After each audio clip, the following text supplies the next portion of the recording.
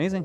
That's good, girl. Look at that. Thank you. You're amazing. Good job. I'm very grateful that I kind of took my time, searched up different courses and see what I wanted. And I feel like this one is exactly what I wanted and more. So we have a little suppression here. So all she really needs here is the apex here.